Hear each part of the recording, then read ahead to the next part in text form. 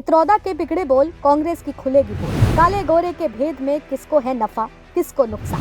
विरासत टैक्स के बाद ईस्ट वाले चीनी, साउथ वाले अफ्रीका। सैम पित्रोदा का बयान वायरल, भारत में सियासी हलचल। अमेरिका में जहां काले गोरे के भेद को लेकर अक्सर चर्चा होती रहती है, मगर हैरानी होती है कि इंडियन ओवरसीज कांग्रेस के अध्यक्ष सैम पित्रोदा वहां से लगातार भारत के प्रति कुछ ऐसी ही सोच रखते हैं और वहां पर दिए गए इंटरव्यू में भारत के विविधता पर नॉर्थ ईस्ट में बांटकर काले गोरे की चर्चा कर दी और देश में कांग्रेस के लिए आफत मोड़ दी है और साथ ही उनकी सोच पर भी प्रहार करती है कि दूसरे देश में बैठकर भारत की विविधता पर चर्चा आखिर क्यों।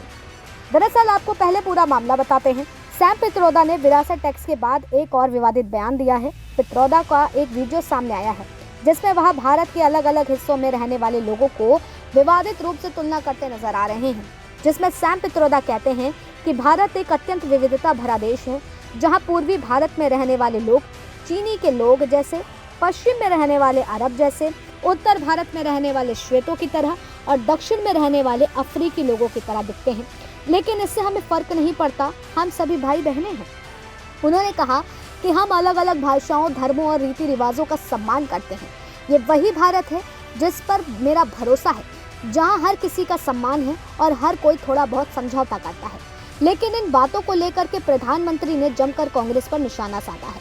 प्रधानमंत्री मोदी ने कहा है, आज मैं बहुत गुस्से में हूँ, लोग मुझे गाली दें तो मैं गाली सह लेता हूँ, लेकिन शहजादे के फिलोसोफर ने इतनी बड़ी गाली दी है कि मेरे मन में गुस्सा भर गया है। मोदी ने कहा, क्या मेरे देश में चमड़ी का रंग देखकर लोगों की योग्यता तय होगी? चमड़ी के रंग का खेल खेलने का हक शहजादे को किसने दिया है? संविधान सर पर लेकर नाचने वाले लोग मेरे देश का अपमान कर रहे हैं। इसी के साथ कांग्रेस के इन मुद्दों से अपने आप को साइडलाइन करती नजर आ रही है, लेकिन बीजेपी कांग्रेस को आड़े हाथों लेकर के जमकर हमलावर हो रही है।